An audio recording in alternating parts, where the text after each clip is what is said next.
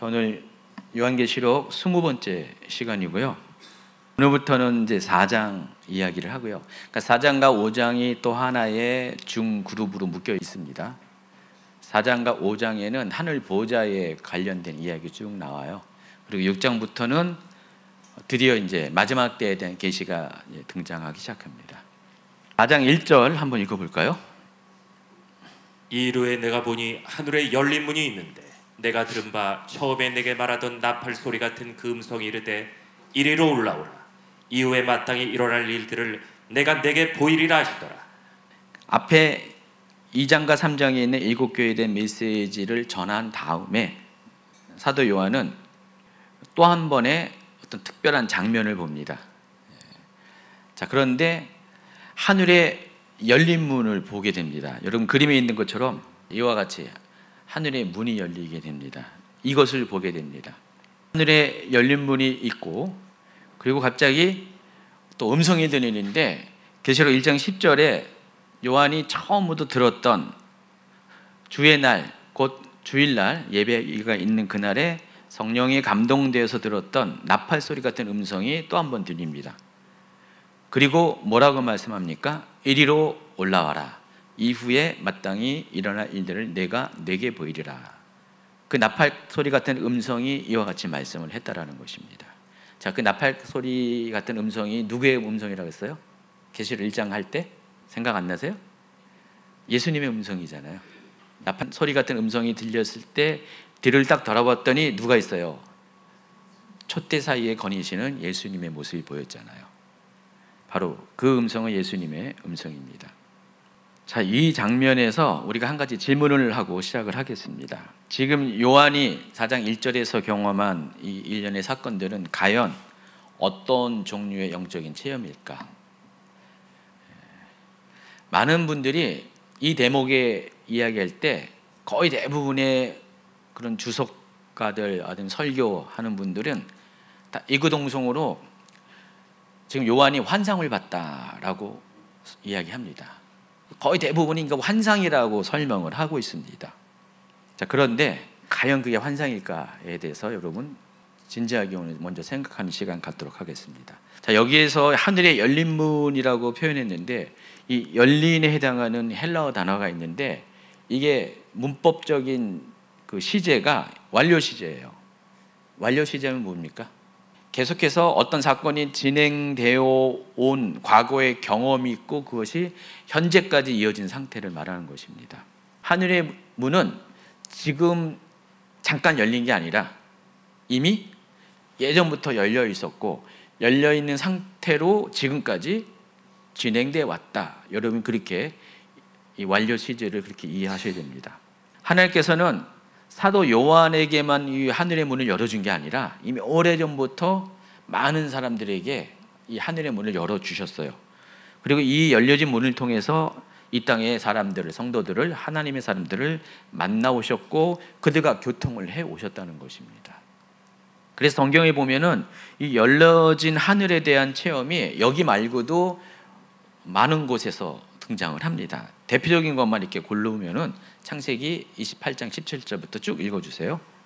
이에 두려워하며 이르되 두렵도다 이것이요 이것은 다름 아닌 하나님의 집이요 이는 하늘의 문이로다 하고 그러나 그가 위에 궁창을 명령하시며 하늘문을 여시고 에스겔 1장 1절이요 30째 넷째 달 초닷새 내가 그발강가 사로잡힌 자중에 있을 때 하늘이 열리며 하나님의 모습이 내게 보이니 마태복음 3장 16절 예수께서 세례를 받으시고 곧 물에서 올라오실새 하늘이 열리고 하나님의 성령이 비둘기같이 내려 자기 위에 임하심을 보시더라. 요한복음 1장 51절 또 이르시되 진실로 진실로 너희에게 이르노니 하늘이 열리고 하나님의 사람들이 인자 위에 오르락 내리락 하는 것을 보리라 하십니다. 사도행전 10장 11절 하늘이 열리며 한 그릇이 내려오는 것을 보니 큰 보자기 같고 네 길을 메어 땅에 들이웠더라. 이것은 하늘이 열리다는 직접적인 표현이 있는 구절로만 제가 이렇게 모아놓은 거고요. 직접적인 표현이 없다 할지라도 하늘이 열렸다는 그런 정황을 이야기하는 구절들은 또 있어요. 그래서 이 구절들을 정리해 보면요, 하늘이 열렸다는 이 경험은 세 가지로 정리가 가능합니다. 이 구절들을 통해서 보면은요. 첫 번째는 꿈이에요. 이에 해당하는 게 창세기 28장. 아까 야곱이 베델에서 돌베개를 베고 잠을 자는 중에 꿈에서 하늘이 열린 것을 보았습니다.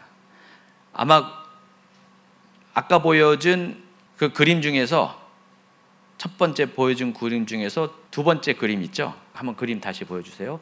두 번째 슬라이드. 오른쪽에 있는 게 아마 야곱이 본 장면이 가능성이 많습니다. 저 왼쪽 거는 요한이 본 거고요. 오른쪽 게 야곱이 본 장면일 것 같아요. 근데 이것을 어디서 봤다고요, 야곱이요? 꿈에서 봤습니다. 꿈속에서 하늘이 열리고 땅과 하늘 사이에 사닥다리가 서 있고 그 위를 천사들이 오르락내리락 하는 것을 보게 됩니다. 그래서 열린 하늘에 대한 경험은 첫 번째 꿈을 통해서 경험을 했다. 성경에 나와 있는 이야기를 하고 있는 것입니다. 두 번째가 환상이에요. 그게 아까 에스겔 1장에서 이야기한 겁니다. 그발 강가에서 에스겔이 하늘이 열린 걸 보았습니다. 또 사도행전 10장에서도 사도 베드로가 하늘이 열린 것을 보았는데, 자, 이 두 가지 사건은 다 모두 꿈에서 본 것도 아니고 환상을 통해서 봅니다. 여러분, 환상도 여러 종류의 환상이 있잖아요. 환상에 대한 강의 드렸죠. 이건 어떤 종류의 환상일까요? 열리는 환상입니다. 이 열린 환상은 우리가 실제에 일어나고 있는 현실 세계를 보는 것과 같은, 그와 같은 모습으로 보여지는 게 열린 환상인데, 지금 그것을 보았다는 것입니다. 진짜 현실처럼 보았다는 것입니다. 그리고 세 번째가 입신의 상태에서 열린 하늘을 경험합니다. 위의 구절들에서는 입신의 상태를 의미하는 그런 구절들은 없어요. 근데 고린도 후서에 보면은요, 비록 하늘이 열렸다는 표현은 없다 할지라도 정황상 이게 열린 하늘을 경험했다라는 것을 확인할 수 있는 내용들이 기록이 되어 있습니다. 고린도후서 12장 2절 한번 읽어볼까요? 내가 그리스도 안에 있는 한 사람을 아노니 그는 14년 전에 셋째 하늘에 이끌려간 자라. 그가 몸 안에 있었는지 몸 밖에 있었는지 나는 모르거니와 하나님은 아시느니라. 자, 이 장면이 고린도후서 12장에 있는 이 장면이 사도 바울이 입신의 상태에서 하늘에 있는 그 특별한 상황들, 장면들을 경험했다라고 볼 수가 있습니다. 여러분, 입신이라는 것은 어떤 걸 말하죠? 입신이라는 단어가 성경에 나와 있습니까? 그 단어 자체는 없어요. 근데 입신이 대충 어떤 것을 의미한지를 우리가 알 수가 있습니다. 우리의 몸은 땅에 있고, 어떻게 보면 우리의 영만, 또 다른 관점에 보면 우리 영혼 세트로 해가지고 육만 남겨놓고 영혼이 하나님 나라의 천국에 올라가는 게 입신의 상태입니다. 그래서 몸과 영 또는 몸과 영혼이 분리되는 이 상태를 가리켜서 또 일반적인 언어로 뭐라고 표현합니까? 유체 이탈이라고 그러죠. 유체 이탈의 상태에서 몸은 그대로 두고, 그렇다고 몸이 죽은 건 아니에요. 그대로 살아 있습니다. 근데 몸은 그대로 두고 그 몸을 움직이는 혼적인 요소와 영적인 요소만 일어나서, 어떤 사람은 영만 이렇게 얘기도 하고요.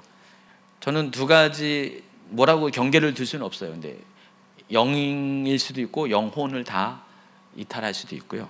이 상태에서 뭔가 분리되는 게 이제 유체 이탈이고, 그 유체 이탈의 결과 천국을 체험한 것을 입신이라고 보통 이야기합니다.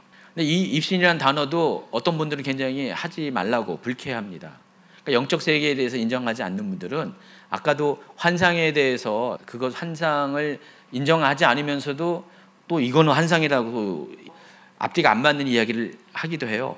근데 이 입신의 경험도 인정을 안 해요. 천국에 사람이 어떻게 올라갈 수 있냐, 그건 인정을 안 하는 분이 있습니다. 근데 보면은 성경 곳곳에 이와 같이 입신의 상태에서 하늘을 경험한 이야기가 곳곳에 존재하고요. 지금도 개인적으로 이런 체험들을 하는 사람들이 있습니다. 과거에도 있었고 지금도 이런 분들이 많이 있습니다. 근데 고린도후서 12장에 보면은 사도 바울은 열린 하늘이라는 단어 자체는 언급하지 않았지만은 분명히 열린 하늘을 체험한 것으로 우리가 볼 수가 있어요. 4절에 보니까 그가 낙원으로 이끌려가서 말로 표현할 수 없는 말을 들었다. 지금 사도 바울은 3인칭으로 자신을 이야기해요. 내가라는 표현 안 하고 그가라고 표현합니다. 어떤 사람을 안다 그랬습니다. 실은 자기 얘기하는 건데, 근데 그만큼 사도 바울은 지금 이 장면에서 자기 자랑을 하지 않으려고 하는 마음도 있고, 또 한 가지는 이 영적 체험에 사람들이 거기에 무게중심이 가도록 하지 않으려고 하는 의도적으로 객관화시키는 표현을 하고 있습니다. 그러나 중요한 것은 사도 바울이 이 체험을 한 거예요, 안 한 거예요? 한 거예요. 낙원이라는 게 바로 뭘 가리킬까요? 여기서 셋째 하늘이라고 했는데, 셋째 하늘로 이끌려 갔는데 그 셋째 하늘이 바로 뭐라고요? 낙원이라고 그랬습니다. 그래서 이 낙원으로 이야기한, 인식한 이 셋째 하늘이 어딘가를 좀 이따 설명을 하겠습니다. 과연 거기서 무슨 말을 들었을까요? 말로 표현할 수 없는 말을 들었다고 그랬는데, 사람이 감히 이루지 못할 말이라고 했는데, 저는 생각해 봤어요. 사도 바울이 여기서 뭘 들었을까요? 비록 구체적인 얘기를 안 했지만은 사도 바울이 그 셋째 하늘에서, 낙원에서, 결국 천국을 가리키는데 천국에서 들은 얘기, 누구로부터 들었을까? 모르겠어요. 천사로부터 들었는지, 예수님을 들었는지, 하나님 아버지를 직접 들었는지는 뭐 사도 바울 자체가 그 얘기를, 구체적인 얘기를 안 하기 때문에 모르지만은, 요한 계시록의 상황을 보면은 요한은 지금 예수님으로부터 듣기도 하고 또 천사로부터 듣기도 하고 다양한 루트를 통해서 이제 듣게 됩니다. 거기 있는 무체 장로를 통해서 듣기도 하고, 아마 이 사도 요한도 거기 있는 존재들 중에 누군가로부터 얘기를 들었어요. 뭔 얘기를 들었을까? 근데 감히 표현할 수 없는, 이루지 못할 말이라는 거, 제가 보기에는 아마 사도 바울조차도 이때 들은 내용이 사도 요한이 들었던 내용과 비슷한 것이 아닐까. 만약에 사도 바울이 그 얘기를 꺼내서 글로 썼다, 그럼 요한계시록 이전에 바울계시록이 있을 수가 있었어요. 근데 사도 요한은 그걸 쓰지 않았어요. 기록하지 않았어요. 입시는 그런 겁니다. 영혼이 몸과 분리가 되어서 유체 이탈이 돼서 다른 세계, 특히 하늘에, 천국에 하나님 보좌가 있는 그곳에 올라간 체험을 하는 게 입신이다라고 합니다. 자, 근데 입신 체험은 천국이 아닌 지상에서도 가능합니다. 다니엘이 경험한 것이 그와 같은 예라는 것입니다. 다니엘서 8장 2절에 보니까 내가 환상 속에서 보았노라. 그것을 볼 때 내가 엘람 지방의 수산궁에 있었는데 내가 환상 속에서 보며 울레 강가에 있었노라 그랬습니다. 자, 이때는 아직 바벨론 시대예요. 바벨론 시대에 다니엘이 이때 당시 바벨론의 수도가 수산이었는데 이 수산에서 한 영적 체험을 하는 거예요. 체험을 했는데 환상 가운데서 울레 강가에 있었다라고 합니다. 근데 그림에서 보면은 수산궁이 여기 있고요, 울레강이 멀진 않습니다. 그렇지만은 같은 장소는 아니에요. 어느 정도 떨어져 있는, 궁에서 좀 떨어져 있는 강을 말합니다. 모몬 수산성에 있었는데, 지금 이 장면을 보니까 다니엘이 지금 모몬 수산궁에 있었지만은 지금 가 있는 곳은 어디라고요? 울레 강가에 있었다는 것입니다. 이 장면은 두 가지 해석 모두 가능해요. 전적으로 이 장면은 펼쳐진 환상으로 볼 수가 있어요. 몸은 여기 있었지만은 지금 펼쳐진 환상이 자기가 울레 강가에 있는 자기 모습을 보았다, 이렇게 볼 수도 있어요. 환상 가운데 자기 모습이 울레 강가에 있는 것을 보았다, 이렇게 해석할 수도 있고요. 두 번째는 아까 말씀드린 유체 이탈을 통해서 몸은 여기 있고 그의 영은 분리가 돼서, 몸과 분리돼서 지금 울레 강가에 가 있는 것으로 해석이 가능합니다. 둘 중에 어떤 것이 맞는지 저도 정확하게 몰라요. 두 가지 가능성이 다 있다는 것입니다. 근데 사도 요한이 경험한 것은 과연 이 중에서 어떤 것일까?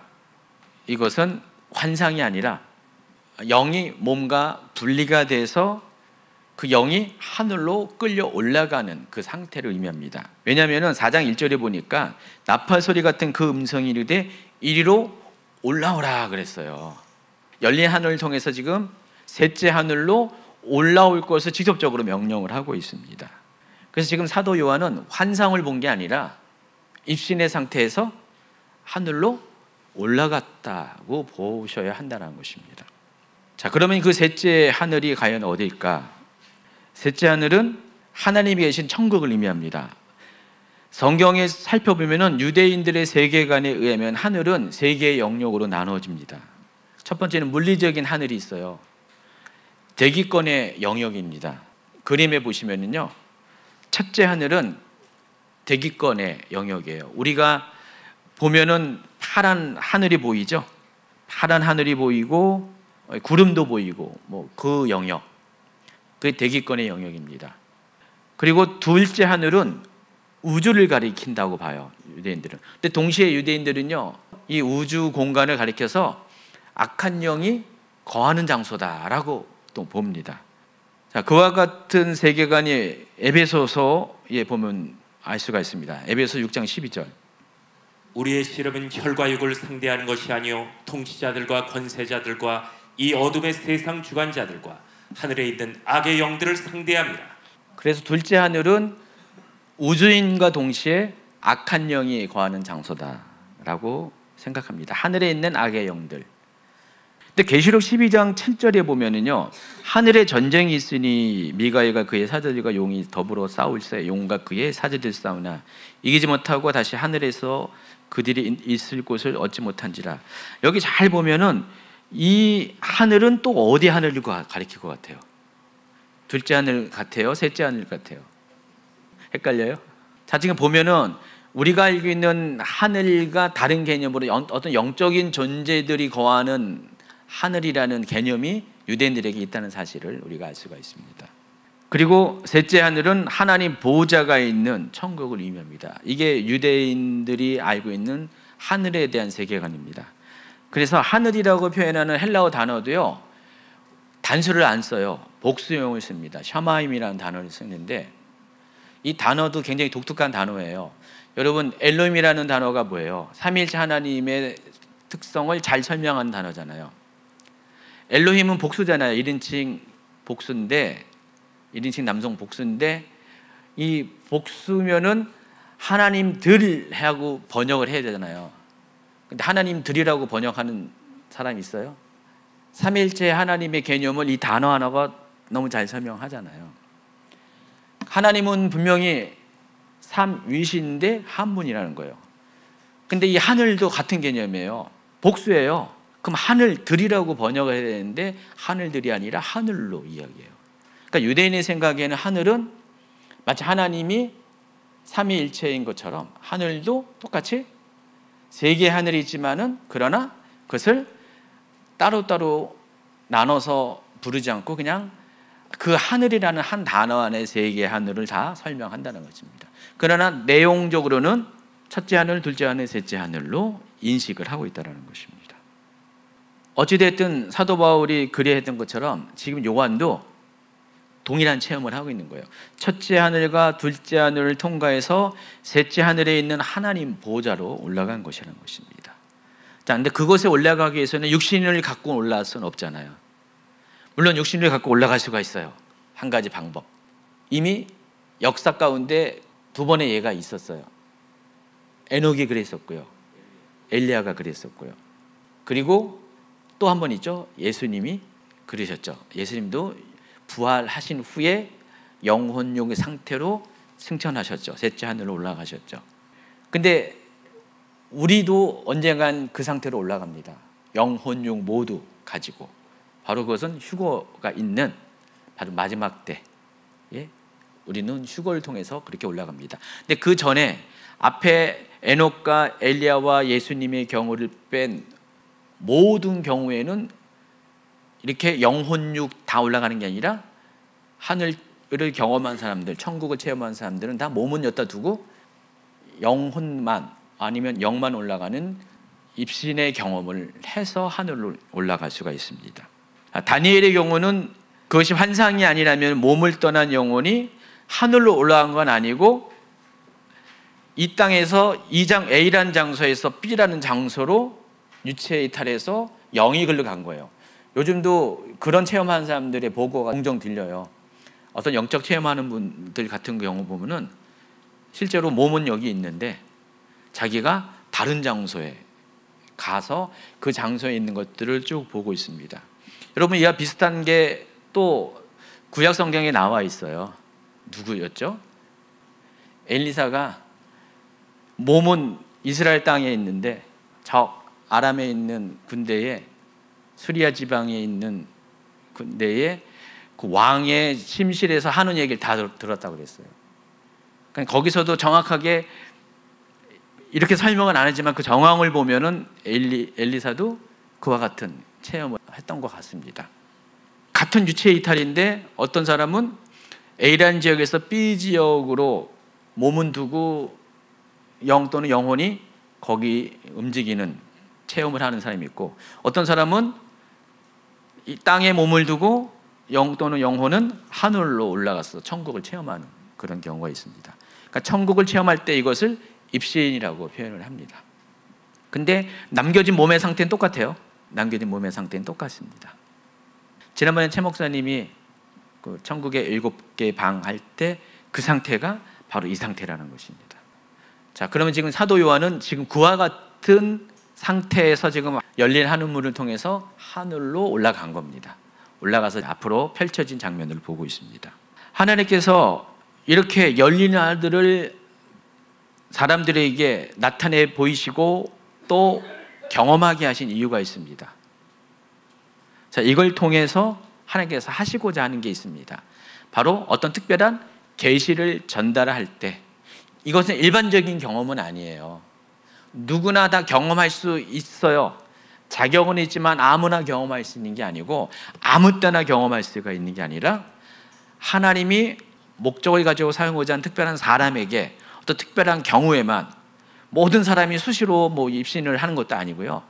그 사람 평생에 한 번 할 수도 있고요. 특별한 경우에 여러 차례 할 수도 있지만은, 그러니까 정말 이건 전적으로 하나님의 주권에 의해서 꼭 필요할 때만 하나님께서 이와 같은 방식을 통해서 하나님의 사람을 하늘로 끌어올려서 특별한 계시를 나타내 보이신다는 것입니다.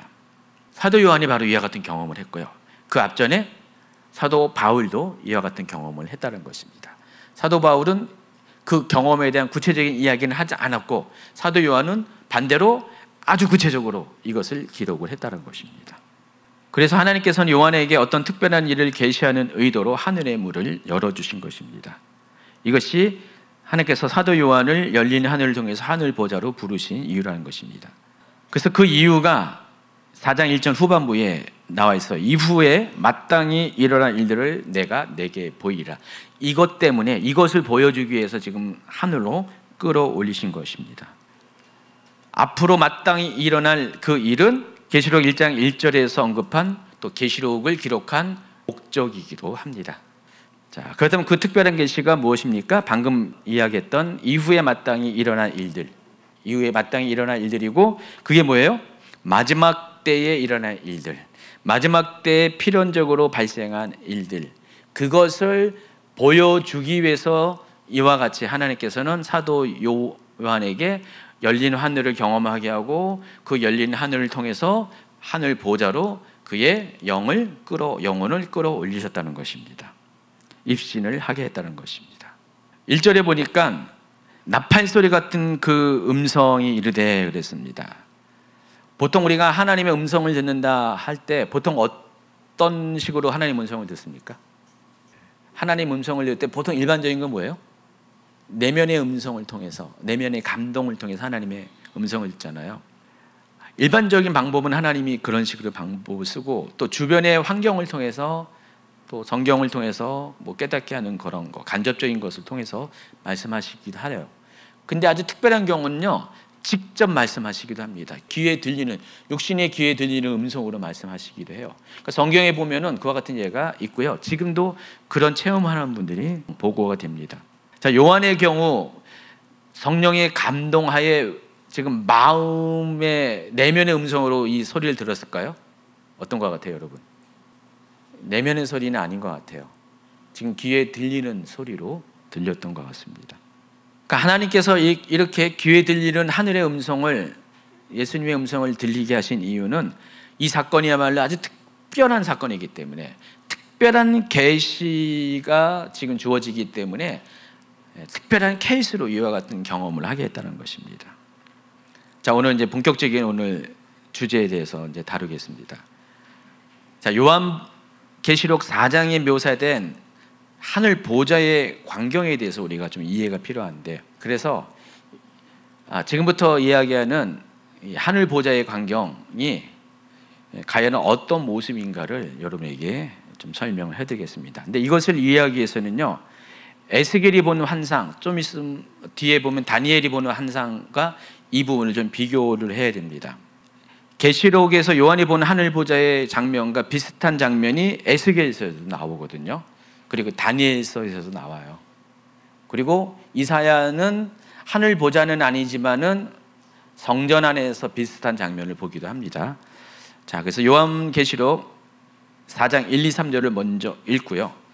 이후에 내가 보니 하늘에 열린 문이 있는데 내가 들은 바 처음에 내게 말하던 나팔 소리 같은 그 음성이 이르되 이리로 올라오라. 이후에 마땅히 일어날 일들을 내가 내게 보이리라 하시더라. 앉으신 이가 있는데 내가 곧 성령에 감동되었더니 보라, 하늘에 보좌를 베풀었고 보좌 위에 앉으신 이의 모양이 벽옥과 홍보석 같고 또 무지개가 있어 보좌에 둘렸는데 그 모양이 녹보석 같더라. 여러분 잘 이해하시겠어요? 이렇게 하면은 지금 상상이 돼요? 그림이 그려져요? 그래서 여러분의 상상에 확신을 주기 위해서 제가 영상을 하나 준비했는데, 제가 영상을 좀 발굴한 게 있어요. 잘 검색을 해봤더니 외국 어느 사이트에 어떤 사람이 애니메이션으로 이걸 만들어놨어요. 약간 기괴한 소리도 나오긴 나와요. 이 영상을 한번 보시기 바랍니다. I looked and saw a door opened in heaven, and the first voice that I heard, like a trumpet speaking with me, was one saying, "Come up here, and I will show you the things which must happen after this." And immediately I was in the Spirit.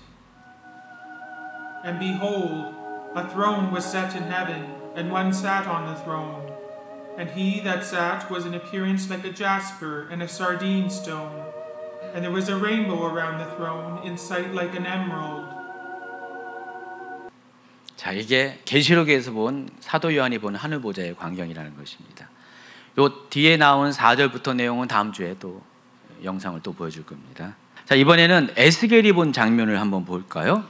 먼저 성경 구절을 읽어주세요.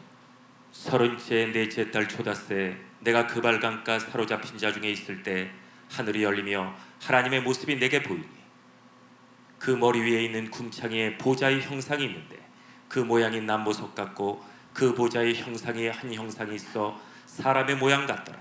내가 보니 그 허리 위의 모양은 단쇠 같았어.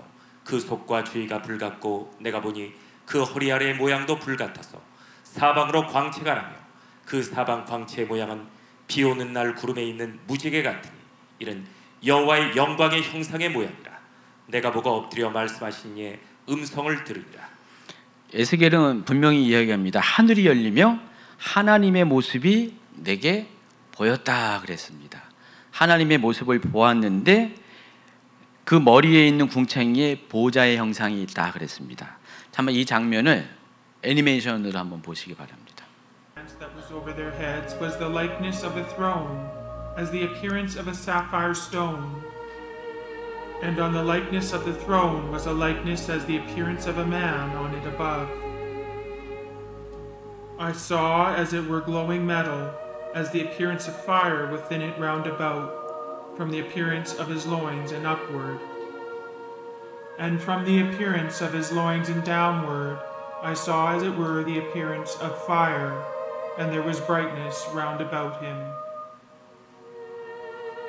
As the appearance of the bow that is in the cloud in the day of rain, so was the appearance of the brightness around. This was the appearance of the likeness of the glory of the Lord. 자, 이것은 에스겔이 본 겁니다.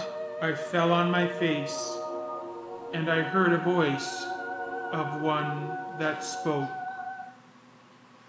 아까 계시록 영상과 한번 이거랑 비교해 보. 다시 한번 계시록 영상을 또 한번 보여줄까요?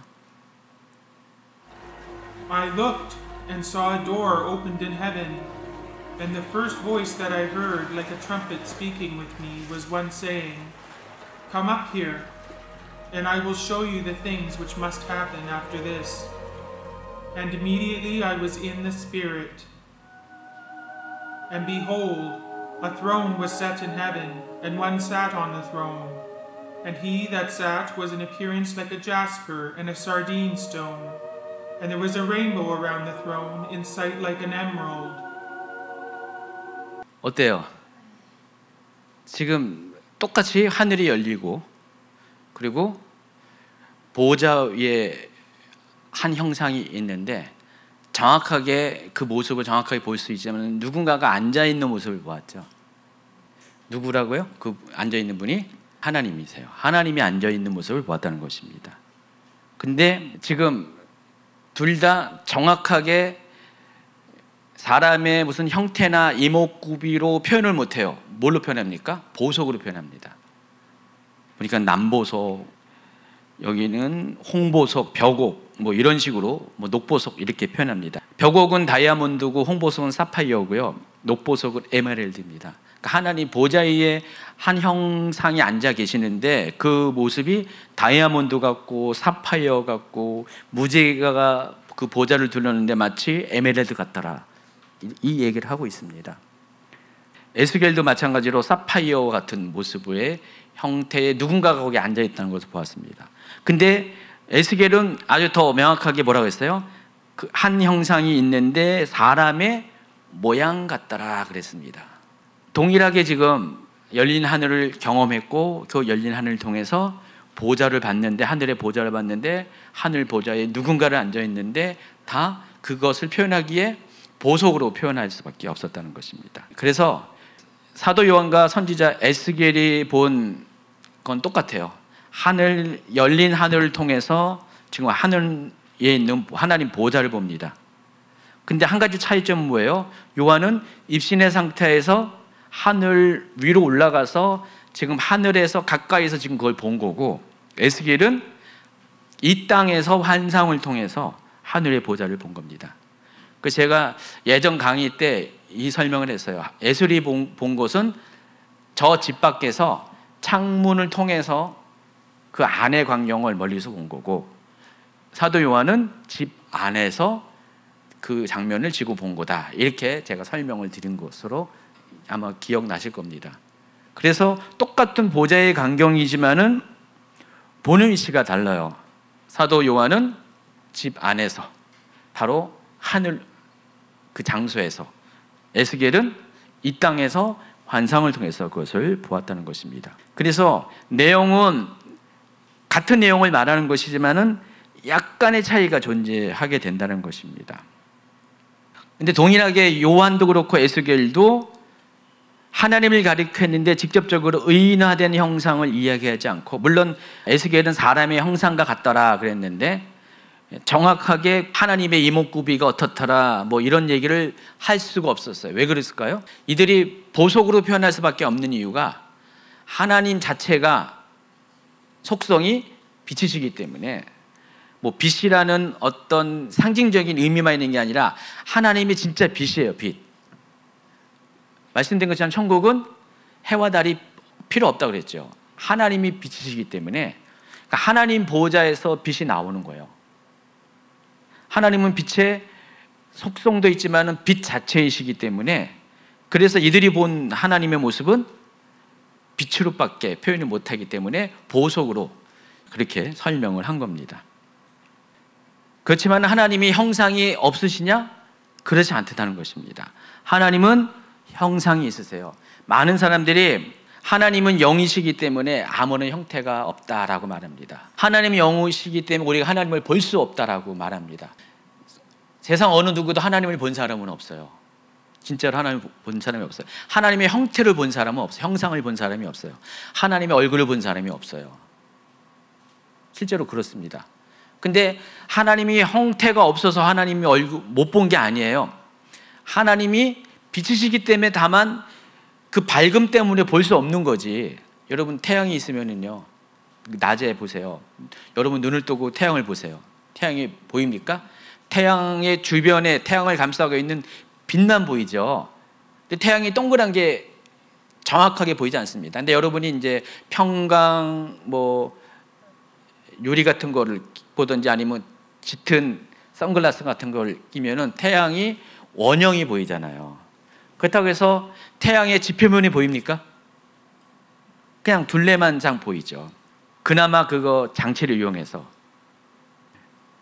마찬가지예요. 하나님도 그와 비슷하게 여러분이 이해하시면 됩니다. 하나님은 빛 자체이기 때문에 사람이 하나님을 보는데 하나님의 그 구체적인 모습이 보이지 않고요. 근데 다만 보좌에 앉아 계신 게 사람이 앉아 있는 것처럼 그런 모습으로 하나님이 앉아 계신 것을 보았다는 것입니다. 창세기 1장 26절 27절에 보면 인간 창조를 소개하면서 하나님께서 자기의 형상과 모양을 따라 인간을 창조했다고 합니다. 근데 여기 형상으로 번역한 이 첼렘이라는 단어가 다른 곳에 사용 예를 보면은 다양한 유형의 신체적인 형상을 말할 때 사용하는 단어입니다. 이 단어를 사용했다는 것은 하나님도 어떤 형체가 있어요. 형상이 있으십니다. 어떤 모습이 있어요. 사람들은 하나님이 영이시다는 표현에 관련해서 막역하게 영이라는 표현은 존재 자체가 육체와 관련돼서 생각하니까 그런 거예요. 육체가 아니고 영이시기 때문에 육체가 없기 때문에 어떤 형태가 없는 것으로 봅니다. 하나님은 마치 무슨 공기처럼 눈에 보이지 않은, 눈에 어떤 형체로 존재하지 않는 그런 분으로 인식을 합니다. 근데 그렇지가 않다는 것입니다. 여러분, 영은 눈에 보이지 않지만은, 영은 눈에 보이지 않잖아요. 육신은 눈으로 보이지 않지만은 영은 영대로 형태가 있어요. 가령 천국에 갈 때, 지금 다음 주에 당장 하는 계시록 4장 4절부터 쭉 나오는 그 하나님 보호자 주변에 둘러싼 존재들이 나옵니다. 24장로가 있고요. 또 네 생물이 있고요. 수많은 천군들이 있고요. 천사들이 있고요. 다 거기 천국 보호자의 하나님 보호자 앞과 옆에 주변에 있는 존재들인데 그들은 영이잖아요. 육신이 없잖아요. 근데 그들이 다 형태가 있어 없어요? 다 있어요. 근데 희한하죠? 유독 하나님만이 형태가 없는 것으로 이야기를 해요. 영적인 존재들인 그들도 다 형태가 있어요. 영도 형태가 있는 거예요. 형상이 있는 거예요. 어떤 분은 천국 체험하면서 천국에 올라가서 뭐 과거의 인물들을 보았다, 뭐 아브라함을 만났다, 바울을 만났다. 어떻게 알아요? 물론 뭐 가만히 있어도 알아져요. 천국에서는 말을 안 해도 알아져요. 그렇지만은 눈에 보이는 모습은 아브라함의 모습이잖아요. 사도 바울의 모습이잖아요. 만약 영이면 어떻게 해요? 신기루처럼 아무것도 안 보인다라는 개념으로 이렇게 생각하면은 모습이 보일 수가 없잖아요. 근데 그들의 모습은 다 인정하면서도 유독 하나님만은 하나님은 영이시니라는 이 단어가 마치 하나님은 아무런 형태가 없는 분이시다라는 그런 식으로 잘못 이해한다는 것입니다. 그러니까 하나님은 육신을 갖고 있지 않을 뿐이지, 하나님은 영이시라는 것은 육신을 갖고 있지 않을 뿐이지 하나님은 영으로서의 형태를 갖고 있어요. 근데 그 형태가 어떤 모습이라고요? 보좌에 앉아있는 모습이라는 거예요. 보좌에 누가 앉을 수 있습니까? 사람의 형태를 가진 존재만이 앉을 수가 있어요. 여러분이 하나님의 형상을 따라서 지음을 받았다고 그랬어요. 하나님의 모양대로 지음을 받았다고 했습니다. 하나님의 형상이라는 것은 하나님의 생김새를 말하는 거고요. 모양이라는 것은 하나님과 닮은 어떤 기질을 말하는 것입니다. 어떤 뭐 유전적인 DNA나 이런 영적인 DNA 이런 것을 말하는 것입니다. 그러니까 여러분이 눈이 두 개이고요, 코가 하나이고 입이 하나이고 귀가 두 개이고 얼굴이 있고 신체가 각각 사지가 있는데 이 모습이 어디서 왔냐고요? 물론 없는 존재에서 창조가 됐는데 우리가 하나님의 형상을 따라 지음 받았기 때문에 우리의 이 모습은 하나님의 모습이에요. 이해하시겠어요? 그래서 예수님도 인간의 모습으로 오셨는데 그 예수님도 천국에서는 그 모습이에요. 그러니까 예수님도 원래 본래 그 모습을 우리가 알고 있는 예수님의 모습으로 천국에 있었고 이 세상에 그 모습을 가지고 또 오신 거예요. 이해하시겠어요? 하나님이 영이시다는 이 단어에 우리가 너무 오해가 많아요. 잘못 알고 있어서 그런 생각을 많이 했어요. 근데 보세요. 아까 읽어드린 계시록도 그렇고 에스겔도 그렇고요. 자, 이번에 다니엘서를 볼까요? 다니엘서 7장 9절 10절 내가 보니 왕자가 놓이고 옛적부터 항상 계시니가 좌정하셨는데 그의 옷은 희기가 눈 같고 그의 머리털은 깨끗한 양의 털 같고 그의 보좌는 불꽃이요 그의 바퀴는 타오르는 불이며 불이 강처럼 흘러 그의 앞에서 나오며 그를 섬기는 자는 천천히요 그 앞에서 모셔 선 자는 만만이며 심판을 베푸는 책들이 펴 놓였더라. 아까 에스겔은 환상 가운데서 이 모습을 봤고요. 사도 요한은 입신의 상태에서 봤고요. 다니엘은 지금 뭐예요? 꿈속에서 이것을 봤습니다. 네, 다니엘이 본 것도 애니메이션으로 보여주겠습니다. In the first year of Belshazzar, king of Babylon, Daniel had a dream and visions of his head on his bed. Then he wrote the dream and told the sum of the matters. I saw until thrones were placed, and one who was ancient of days sat. His clothing was white as snow, and the hair of his head like pure wool. His throne was fiery flames, and its wheels burning fire. A fiery stream issued and came out from before him. Thousands of thousands ministered to him, and 10,000 times 10,000 stood before him.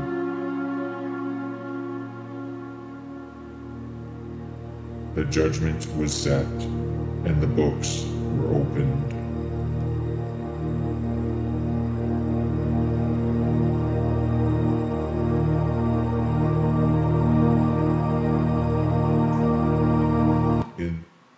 다니엘은 특이하게도 똑같이 하나님 보좌 위에 계신 하나님의 모습을 본 건 맞는데 다니엘은 불처럼 하나님의 모습을 불로 보았습니다.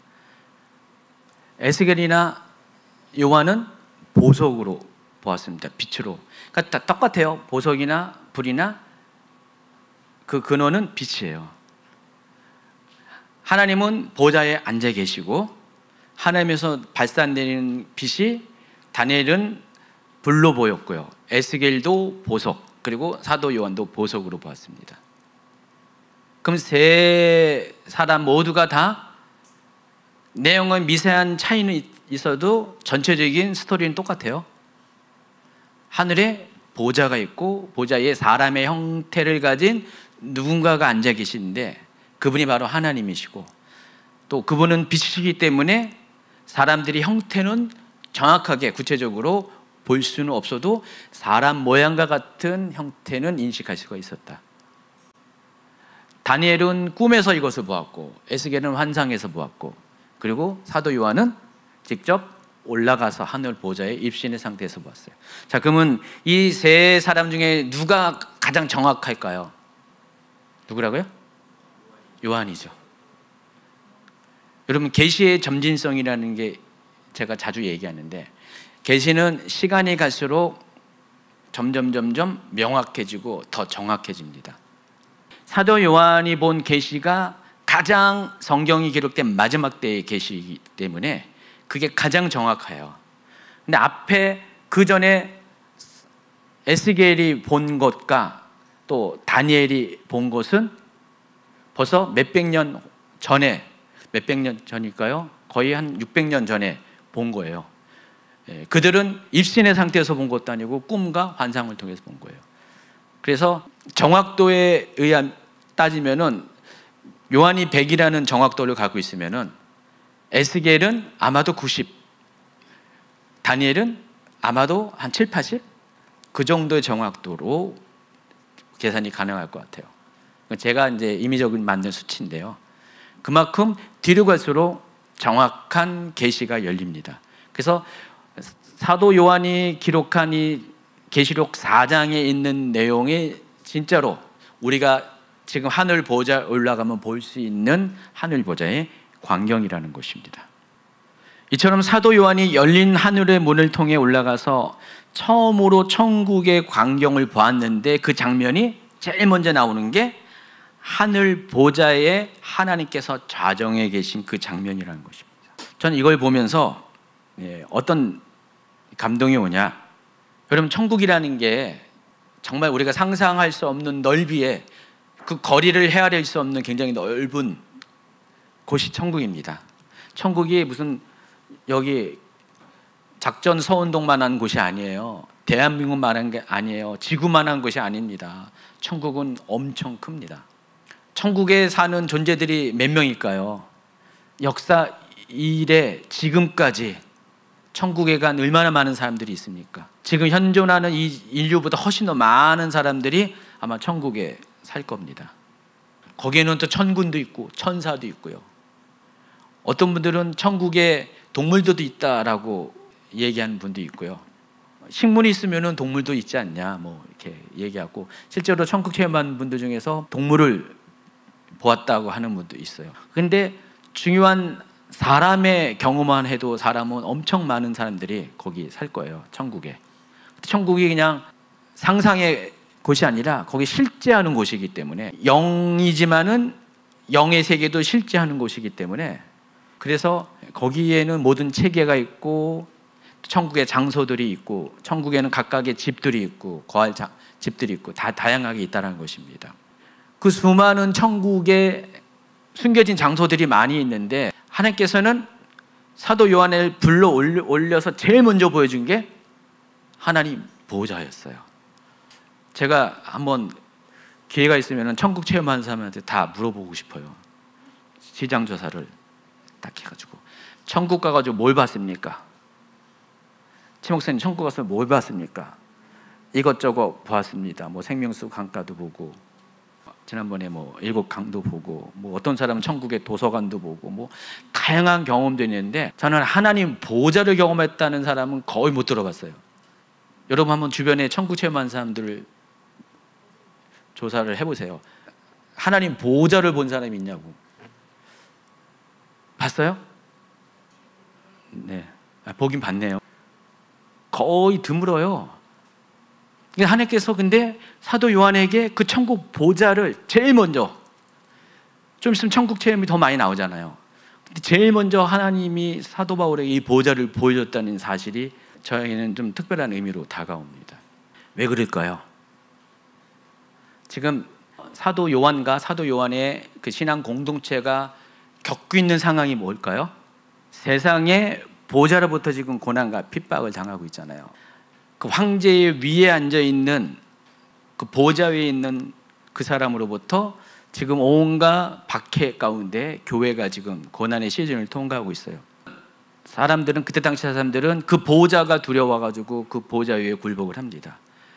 그 보호자에 엎드리고요, 그 보호자에 있는 황제에게 엎드리고요, 화증제를 숭배하고, 그런 상황 가운데서 같은 보호자지만 이 땅에 있는 보호자와 하늘에 있는 보호자가 여기서 대비가 됩니다. 이 땅에 있는 보호자로부터 당하는 고난 가운데 있는 사도 요한에게 지금 하나님은 하늘에 있는 보호자를 먼저 보여주신 거예요. 그 보호자에 앉아 계시는 하나님의 그 영광과 존귀함을 나타내 보입니다. 그 세상에 그 어느 것으로 표현할 수 없는, 그래서 보석으로밖에 표현할 수 없는, 그래서 불로밖에 표현할 수 없는 하나님의 광채를 먼저 보게 하신 거예요. 그럼 어떻게 합니까? 그때 사도 요한은 어떻게 합니까? 이 땅의 보좌는, 이 어둠 속에 있는 보좌는 아무것도 아니라는 것을 깨닫게 될 것입니다. 그리고 그것을 전할 때 이것을 듣는 사람들은, 처음에 계시록의 하나님이 앞에 2, 3장은 교회들에게 하신 말씀이고 4장부터 본격적으로 하늘 위에 있는 상황들을 보여주는데, 그 첫 번째 보여진 광경이 하나님 보호자라는 것을 딱 들을 때 어떻게 해요?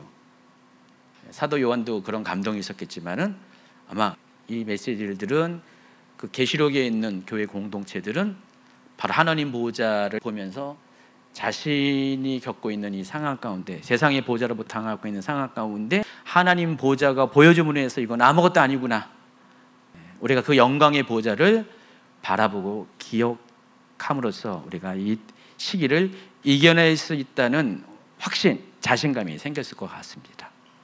그런 의미에서 하나님께서 그 무엇보다 우선적으로 이 보호자를 나타내 보여주신 것 같아요.